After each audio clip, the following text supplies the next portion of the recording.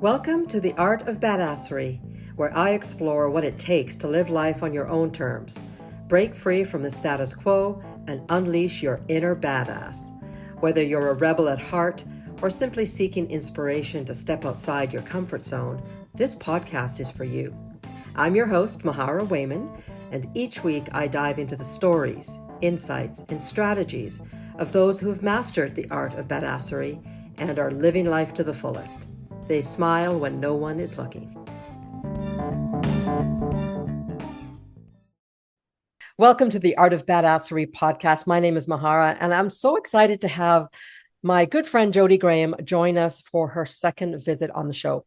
Jodie brings an impressive mix of expertise as a chartered professional accountant, university-trained coach, registered collaborative professional, and mediator.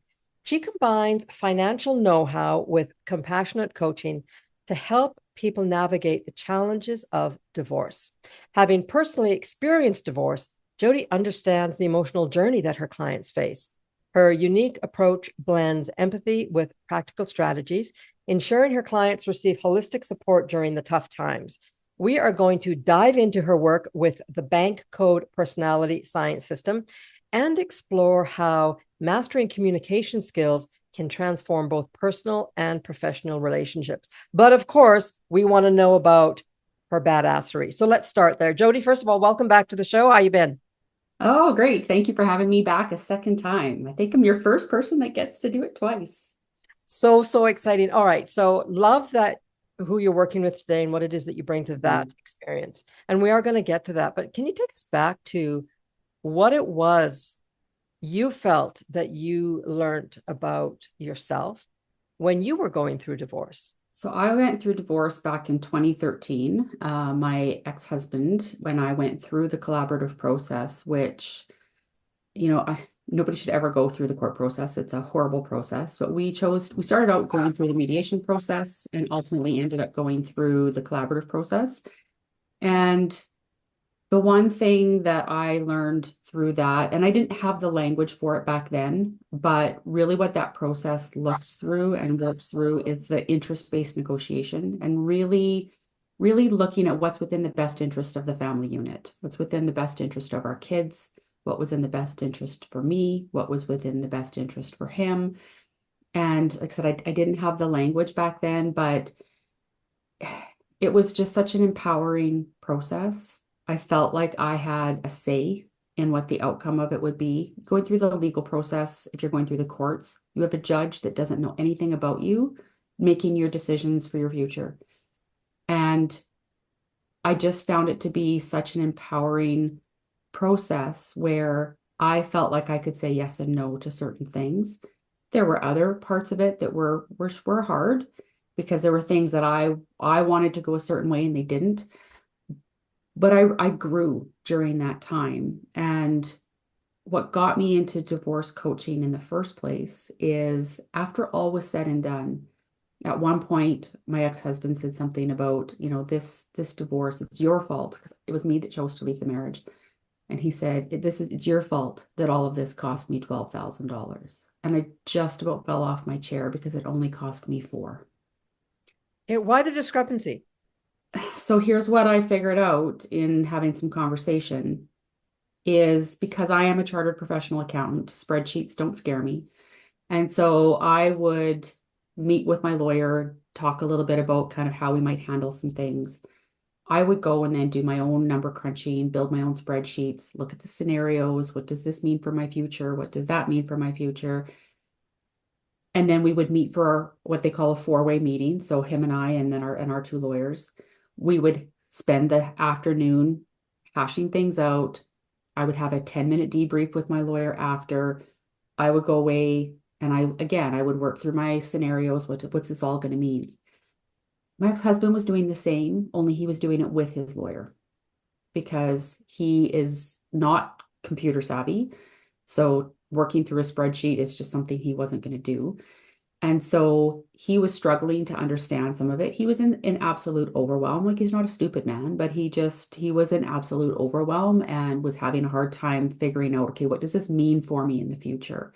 And so he was spending an awful lot of time with his lawyer working through all of that stuff that I was doing on my own. He was paying his lawyer $450 an hour, working through all of that. And so that's why it cost him so much more, because I was literally spending maybe an extra half hour with my lawyer outside of our four-way meetings.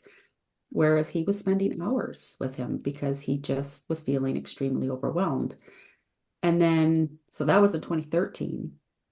I got my coaching certification in 2016. And I started getting friends and family saying, hey, like I'm going through this. I'm feeling overwhelmed. They were in the situation that he was in. I'm feeling overwhelmed. I don't understand my numbers. I don't know what I'm going to be able to afford. Am I going to be able to afford to buy out the house? Should I buy out the house? Should I just walk away? Like, I don't know what to do. And so I started helping them and started building a repertoire of spreadsheets that I could use to help explain where they were at. And it just kind of started to snowball a little bit. And then in 2022, I think it was, a gal that I've known since I was, gosh, 4 years old. She's a family lawyer. Was chatting with her a little bit, and she's like, why don't you become a registered collaborative professional and be a neutral for us in the collaborative process? And so I didn't even know that was a thing because we didn't use them as part of our process, but I started taking the courses that were required. The first course was interest-based negotiation. And that's when I learned what it meant. Like I said, I didn't have the language then, but what they took us through in 2013 was really interest-based negotiation. And I've just really, really, to me, it's such an empowering process. And if people would just park the egos a little bit and recognize that you don't have to have your day in court, you can get through divorce with some compassion and some empowerment, and you're going to come out way better ahead of it. Well, it sure sounds like it. But I want to go back a little bit further. When did you, Jodie, let the ego go in your divorce process? Or did you? Oh, I didn't.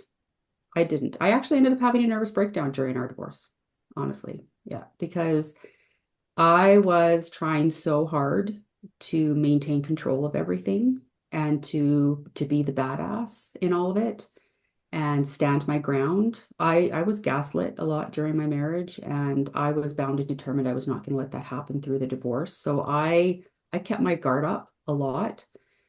And what happened is that I was not showing up as my best self at work because, and my counselor explained it to me later, is I was trying so hard to keep that facade up that probably subconsciously, certainly it wasn't consciously because I would never treat people this way consciously, but going to work, like I was being bitchy to everybody. I wasn't hearing people out. I was cutting them off. And I've since learned after when I went through harassment in the workplace, I showed up the same way. Again, I was subconsciously trying to maintain that control, and that ego was there, and my best self was not showing up. And so it wasn't until I had a boss that I had known for many, many years. Him and I had worked together in various times throughout my career, walked into my office and basically called me out and told me how much of a bitch I was being. And I fell apart. I ended up having to reach out to a friend or a colleague that I had and said, I need your help. And I was literally in my office in the fetal position on the floor, sobbing because I was ashamed. I was overwhelmed. I was I was broken. Thank you for sort of giving us that backstory. Would you say then that part of being a badass for you was letting go of that tight control that you felt you needed? Hmm. Oh, absolutely. And it wasn't until the divorce was over that I was able to finally let go of all of that. And it took a lot of therapy and a lot of personal growth and development. I went on a spiritual journey. Um, yeah, it was hard to let go of that ego, and it was hard to let go of that feeling of needing to be right. But when all was said and done, I walked away from a 21-year relationship. We were together for 21 years, married for 19. And I walked away with a few pieces of furniture and some household kitchen items. And I walked away. And people will often say like, wow, like how is that within the best interest of the family? And I'm like, well, what he was looking for was I was the major breadwinner in the family, and he was looking for fairly substantial financial support where I don't know what I would have been able to afford. I remember I was running my own numbers. I knew that if I had to give him the kind of money that he was looking for, I would have had a hard time paying rent, and I probably would have had to have a small apartment with 3 kids. And so I knew that by walking away from my share of the equity in our matrimonial home was a far better financial deal for me than paying that spousal support. I paid child support, and I never begrudged him the child support. It was a bitter pill to swallow because it was a substantial amount for, well, one of my kids was already 18, so it was for the other two. But a substantial amount. And I knew that if I had to pay the extra spousal support, I don't know how I would have lived. And so it was within my best interest to just say, fine, take it all. It's all yours. I gave him a little bit of my pension. He kept his pension, but I walked away.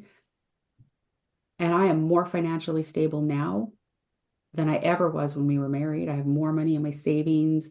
I've bounced back. I've taken control. I'm remarried now. I'm happily remarried. But it was probably about 6 months or so after the divorce when I was in my own home. I was no longer walking on eggshells that I started to find who I was, and I was able to let the ego go.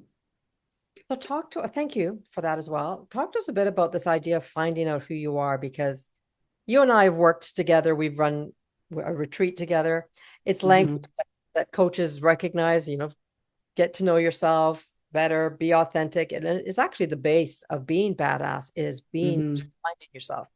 But what the hell does that look like? I mean, seriously, there are people listening going, oh my God, these girls are woo woo. But Yeah. let's have an honest conversation about what that actually means and what it meant to you in that moment. What it meant to me. So I've always been fiercely independent, much to my parents' dismay. Um, and I felt like I lost that. Like I didn't ever want to make decisions because I was always trying to keep the peace. So I often let myself be ruled or governed or whatever by what my ex-husband wanted to do. And so I felt like I lost kind of who I was. I didn't feel like I had a say. I didn't feel like I had a voice in our marriage for 20 years. And so for me, it was really about understanding and kind of learning again what I enjoyed doing, what were my hobbies, what was most important to me. Um, just feeling comfortable in my own skin again. I didn't really recognize until after I was out that I just felt a lot of shame with my body. We had really lost contact into, like, we didn't have good intimacy in the latter part of our marriage. And not for his lack of trying. I just had completely lost interest. And so I had to rediscover who I was as a woman, wanting and having sexual needs and desires again, because I just felt so turned off by it in my marriage because I was struggling with mental health issues. Like I had depression, I had anxiety, and I really just had to get my mental health in check. So for me, finding who I was about accepting and being okay with saying, I am depressed. I have anxiety. I, and it doesn't define me. It doesn't come down to my worth. I'm still worthy, and I'm somebody who's worthy that is depressed. I am worthy and I have anxiety. I am worthy and I'm battling some weight issues that I had at the moment. And I had to really find my self-worth. And it really took a lot of inner reflection. I had to do some inner child work. I had to quiet the inner monkey that was the inner asshole, as I like to refer to him, is, you're not enough. You never have been enough. This is your fault that everything fell apart. And I do take some responsibility. Like, I don't ever want to paint the picture that everything in our marriage was my ex-husband's fault. There were things that I know I could have done differently, but I had to face that. I had to learn and understand and accept that, there are things that I could have done differently in that marriage, but it's not all on me either.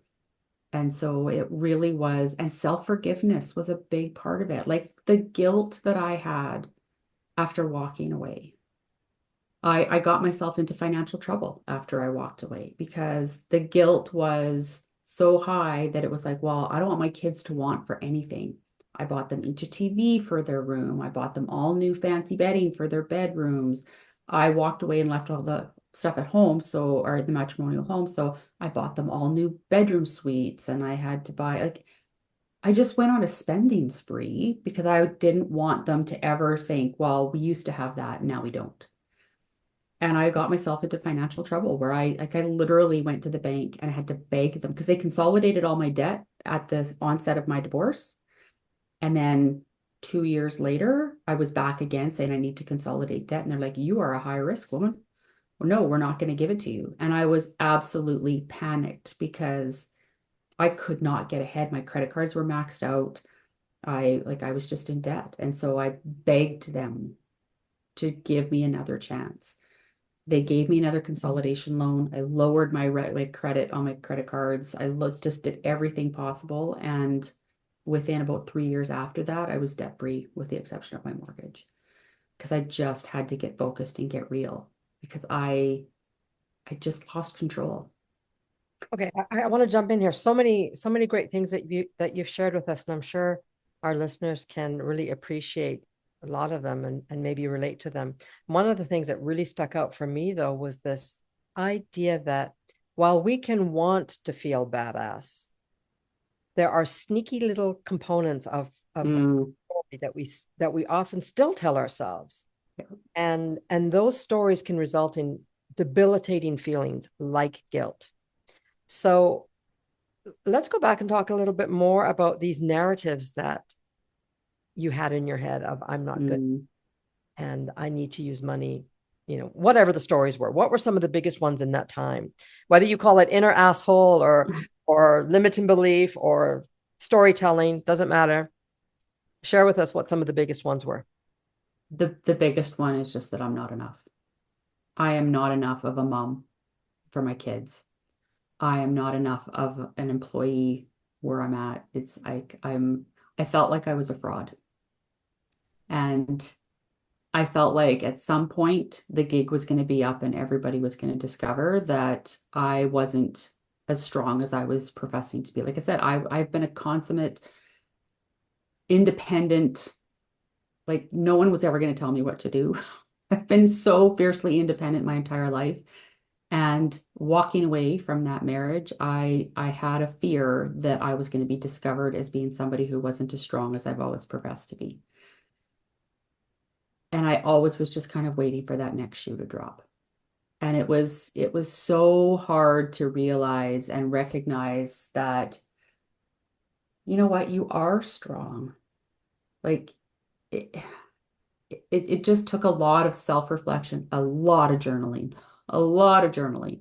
And man, my last dog, I have new puppies now, but my last dog that I just had to put down back in April, man, if he could have talked, it would not have been a good scene. Because when my kids were with their dad and it was just me and the dog, I poured my heart out to him and just I was journaling and I would be talking out loud while I was journaling. And it just really took me finding that level of self-love. And it's really hard to explain how you do that.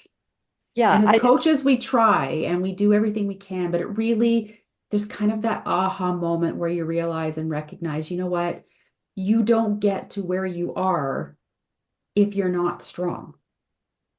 And you have to, I just finished reading the book, The Gap and the Gain, and they put it beautifully where if you really want to see where you've come, like where you're at and what you've accomplished, you have to measure backwards.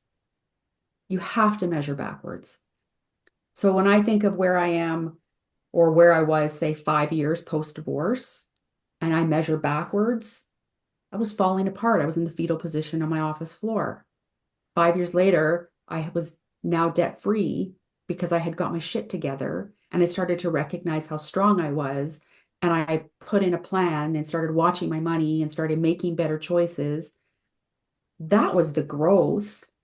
And is there any one moment? No, it was a series of small choices along the way, small recognitions, and recognizing, you know what, you don't get to that point if you're not strong and you're not a badass. Such a good call out, recognizing the strength of that we have within ourselves, regardless of what choices we've made. When you think of your clients today, Jodie, with the work that you do, Mm-hmm. would you say that financial freedom or financial guilt plays a big part in what your clients are navigating post divorce or during divorce? You know, that is the root of pretty much everything that I'm talking to them. It's always a fear of money in some way. And it'll come back as well. I need to keep the house. I need to keep the matrimonial home. And my job is like, well, why?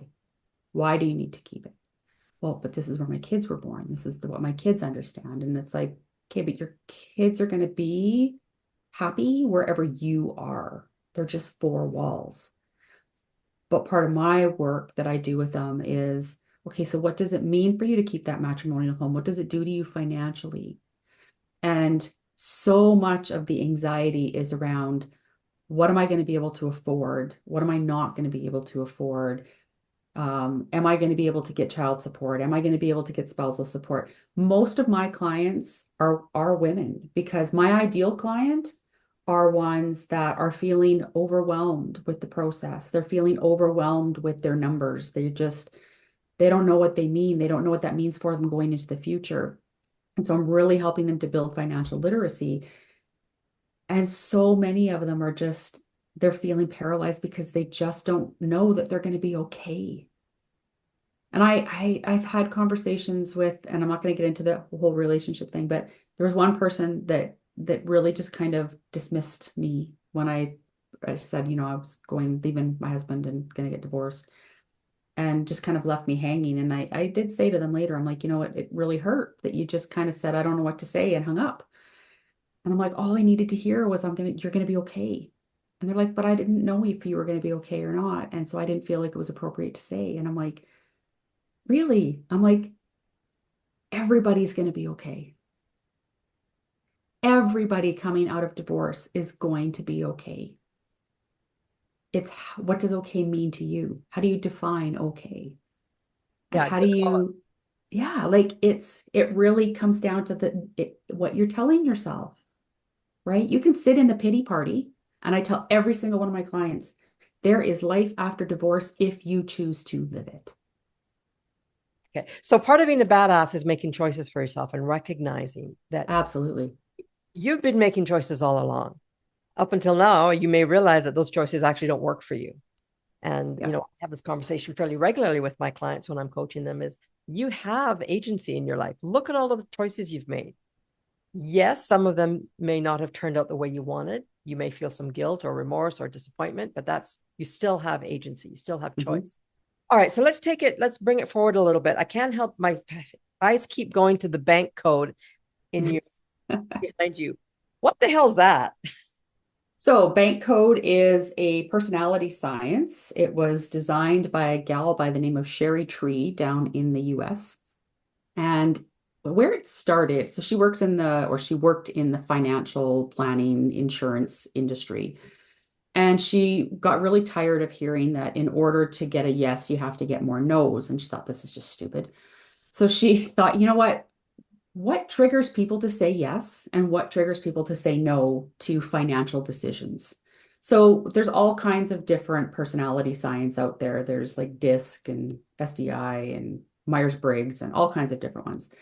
This one was really rooted in why people make decisions to make or to buy something. So financial decisions. So it's rooted in buying behavior. And so she developed what is called BANK. And BANK is an acronym that stands for Blueprint, Action, Nurture, Knowledge.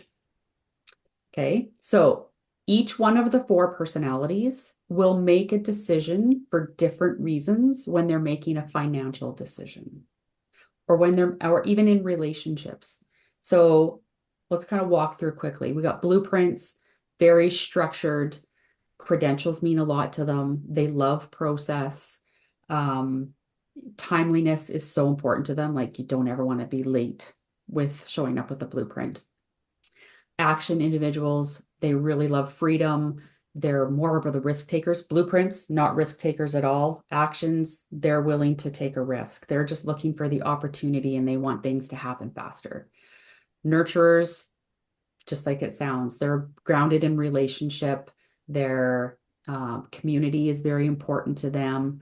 Ethical behavior is really important to them.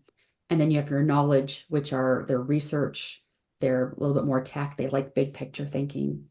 And so when you look at it, I've been doing leadership coaching for years. I've really like the divorce coaching stuff. Like I said, it kind of morphed over time, and I realized, hey, this is actually where my passion is. And so I used to use personality science with leaders all the time. It's only been recently that I'm like, it actually plays really well when you're talking about negotiating through a divorce because it's based on making financial decisions. And that's what you're doing through a divorce. Divorce is, it's a business transaction. And that's the thing. People need to learn to park their emotions at the door when they walk into those four-way meetings because divorce is a business deal.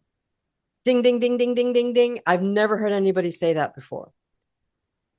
So, how easy is it for you? Was it for you at the time to separate the two? Absolutely not. Okay, let's But just get that's what I'm bringing to the table now, right? Like I'm trying to help my clients recognize that when you walk into that door, you need to approach this like a business. The other I guess, issue that people have is they treat their lawyers like a therapist or they treat their lawyers like their coach. And they're telling their people irrelevant or their lawyers irrelevant information. It doesn't matter that he talked down to you. It doesn't matter that you felt belittled or gaslit or, other than making sure that the lawyers know how to keep that behavior in check during the negotiations. But that doesn't change the financial component of getting this divorce settled and settling out property and getting to an agreement. So I just want to call out what a big aha that must have been for you. Even just hearing you talk about it now, because Oh, we're saying it, I was thinking, geez, can you imagine Bill Gates in a negotiation? He's like, well, you made me feel like shit. yeah, That's right. That's not how it works. not even But it's, you have to acknowledge how they're feeling. But the why I say to come to me as a coach, in addition to your lawyer, is you can have those conversations with me. I meet you where you are. I'm a trained coach and I'm a financial professional. I can help you understand your numbers. I can help you gain some confidence in moving forward. I can help you get so that you can advocate for yourself in that negotiation. But I can also help you feel a little bit better about the emotional side of things and recognizing the fears that you have around, what, my kids have never spent a night away from me and I don't want to share them 50-50. Okay, I hear you. Let's talk that out. And so I can meet you in that regard too. I'm also not a mental health professional. And I will say to somebody, you know what you're talking about here, you need a therapist to help you with that. I can't help you there. You got to deal with the traumas that you've been dealing with. Like if you've got trauma coming out of your marriage or you have childhood trauma that you have to process in order to help you move through that, I will stay in my swim lane. But if you're just wanting help, trying to get your emotions in check so that you can walk into that room and treat it like the business deal that it actually is. wow. And so that's really where bank can come into play because I get my clients to crack their code. I know what their codes are. Like I am an NBKA, so I'm a nurture blueprint knowledge action. So my first two codes, I'm all about the relationships. I'm all about community, but I'm also very process driven. I want to make sure. And so, as a lawyer, when they're negotiating with their clients, knowing if somebody had known my bank code, because knowledge, which is my third code, that's your stress code. And so with a knowledge person in their stress code, you'll often see them go inward. They get quiet because they're processing and they're trying to figure out every possible outcome before they speak. And so, and they want to go home and research it before they agree to anything. If my lawyer had seen me go inside and saw me go quiet, it could be, okay, you know what, now's the time for a timeout. Take me out of the room and say, hey, what's happening? Okay, this is what the process is going to look like for the rest of the day. Remember, a blueprint, knowledge blueprint, they want to know what the process is going to be. walk me through, okay, this is what the process is going to be for the rest of the day. Remember, this is for your kids. You are working to try and figure out the best solution for your kids. They're grounding me back in relationship. They're going to bring me back to the place because I should not be making decisions from my stress code. Wow. Okay. So let me just be very clear here. You bring to your clients into the process this personality understanding. Mhm. How's that been received? What do people You think? know, a lot of them they don't necessarily know. I get them to crack their code, but I don't sit and like I'm not going to spend their money explaining all of it to them. I use it to help me better communicate with them. And I'm working right now trying to bring it to the legal community into the collaborative process so that the lawyers will start bringing it in. And so they don't necessarily, I wouldn't say they receive or not receive because it just really focuses my communication with them. Like, right, I don't sit there and give them a whole debrief on what it means. I just say, in order for me to help you, I would like you to take this quick 90-second assessment. It's just so that it helps me figure out how to communicate with you better. Beautiful. And Thank you. most of them are like, yeah, okay, Yeah, whatever. it would be. Thank you for clarifying. I really appreciate that. Yeah. Okay, so this is how long have you been knee deep in this component of your coaching business? This one's still fairly recent. I got trained in this in 2020, used it as part of more the leadership side of things. It's probably been in the last 6 to 8 months that I've really started really digging into it and using it. And I've developed an 8-week program that I want to bring to the legal community. I did have to get approvals through bank to make sure that I wasn't breaking any of their training rules and stuff like that. And I've got that approval now. And so, in September, I'm looking to launch my very first official coaching cohort where I'm trying to bring in legal professionals, basically anybody that touches a collaborative process. So it could be lawyers, financial professionals, mortgage brokers, anybody to say if you're part of that collaborative process, because that way everybody interacting with those clients are going to be speaking in the same language. Right? It's Powerful. kind of like if you're trying to communicate in French to somebody that doesn't speak French, right? They're not going to completely understand, even if they have cursory level. So you think there's 4 different codes. If you're only speaking to them in your code and they're different, you only have about a quarter of a chance of actually speaking to them in their code. And when you think that there are 24 different um, combinations of those 4 codes, you have about a 4% chance of speaking to them in their exact code. And so it's just super powerful.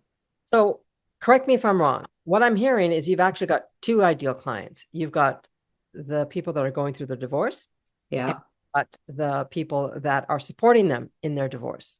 Yeah. Yeah. So totally badass people is to have multiple ideal clients because you can actually spread your business and have more of a 360 business. Just to Well, say, and a couple of years ago, I was doing leadership coaching and divorce coaching more on the side, and it has slowly shifted over. And so now my focus is all things divorce. So I do divorce coaching. I work with the lawyers and the legal professional, and I do mediation with folks that are going through divorce to help them try and keep their costs and stuff down. So, but I don't do leadership coaching at all. Well, I have 2 coaching clients that are just kind of residual from my days of doing leadership coaching that they just continue to work with me. But my whole focus is making the divorce process better. So when I do mediation, my goal is to do it and approach it with empathy, bringing together all the financial piece that I have, using bank to make sure that I'm speaking to them in their language and they're feeling seen, heard, and understood throughout the whole process. I document everything and then hand them over to the lawyers to say, okay, wrap this up. Working with the lawyers to help them understand how can you communicate better, because if you talk to them in a way that resonates with them, which is what bank will teach you to do, you're going to get them to yes faster. wow, And for some, they're like, well, yeah, but might look at it and think, yeah, but because they always hear lawyers are money hungry, right? They want to drag this out. No, they don't. They don't want to drag it out. They want to get you to a yes faster because there's a lineup of clients for them. Sadly, the divorce industry is not dying. And so there's always more work to go around. And so they want you to get to resolution as quickly as you can because they don't want to see you drag this out. Yeah. And so this is where bank can really help them to do that. So, what's the biggest thing, badass thing that you've learned about yourself in this process? Because what I'm hearing is another side note to being badass is it's okay to pivot your business when needed, Mhm. okay to pivot in your life when needed. So, what have you learned about yourself in this pivot, Jodie? That I am just super passionate about people finding resolution in a way where everybody feels seen, heard, and understood. Okay. Like as a coach, that was the very first thing I think that I remember them telling me when I went to Royal Roads to get my coaching certification is the coaching industry is as big as it is because people at the top going through divorce, whatever it is, they just want to be seen, heard, and understood. That's what got me into divorce coaching. And to me, bank takes it to the next level. And I am just passionate about helping people learn how to make sure that their clients feel seen, heard, and understood throughout the whole process. I just feel it's so important. It is important. And I just want to thank you for the work that you do. I know how important it is. We are friends, we're both coaches, and all anybody ever wants is to be seen and heard and understood. Mhm. Right? They may not feel like they need to be understood, but to be seen and heard is definitely top of the list. When it comes to how you can support potential clients, do you have anything available for potential clients to sort of get them thinking about what they need to do or what they can do as they contemplate divorce? So I do have on my website, I have a divorce guide that you can download, purchase. It's a small amount just to kind of help you get everything organized. It goes through, it talks a little bit about what you need to gather for your financials. It takes into consideration what you need to think about if you're dealing with kids and co-parenting. It's just kind of a beginner how-to guide. I do offer a free 1 hour consult to just reach out, talk to me or help you to understand how I can help and support you through the process. I would say that before you even contact a lawyer, contact me and let me help you get everything as far along as possible before you start engaging with the lawyers. Because the more prepared you are up front, when you walk in the door to have that conversation with your lawyer, you can significantly reduce your costs if you can walk in with a pre-completed package of all of your financial disclosure, all of your financial information, and you've gotten some of your emotions in check so that you are treating this divorce like a business deal. And I work with one side or I work with both sides. Some of my clients have come to me, have not engaged with a lawyer yet, and I have literally walked through, even if I'm not doing a formal mediation, I would call it almost like mediation light. I'm literally just helping them document everything. Document all your financials. Document what do you agree on and what are you disagreeing on? And I'll do up a document that you can take to your lawyer and say, you know what? Out of everything we agree on 80%, we don't really agree on this 20%. And that's where your lawyers can kick in and help you to negotiate that last 20%. It will significantly help you reduce your costs with your lawyers. And that, of course, is totally badass. Jodie, thank you so much for sharing your wisdom with us today. And really, there's so much that you've shared that I know that our audience will appreciate. What are a couple tips that you'd like to leave with us on how to experience badassery in everyday life? Be true to you.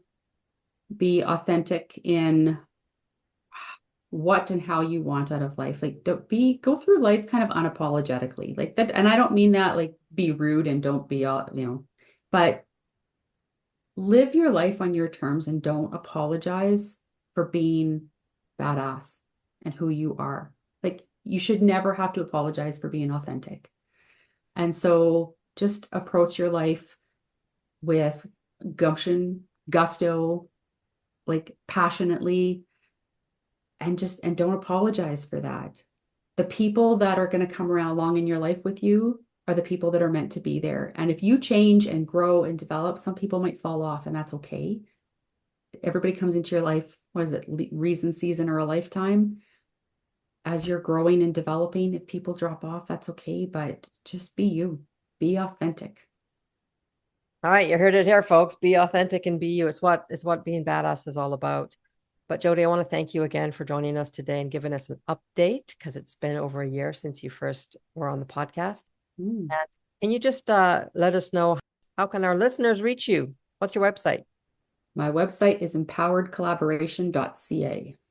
Beautiful. So guys, check out the website, check out the show notes.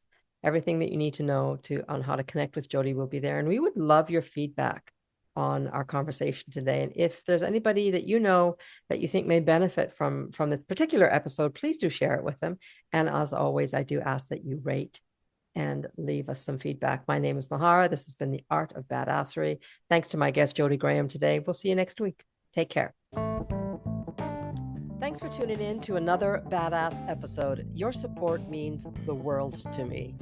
So if you enjoyed what you heard today, don't forget to like, share, and rate the episode on your favorite podcast platform. Your feedback keeps the badassery flowing. And hey, if you're ready to unleash your inner badass and conquer whatever life throws your way, why not book a complimentary badass breakthrough session?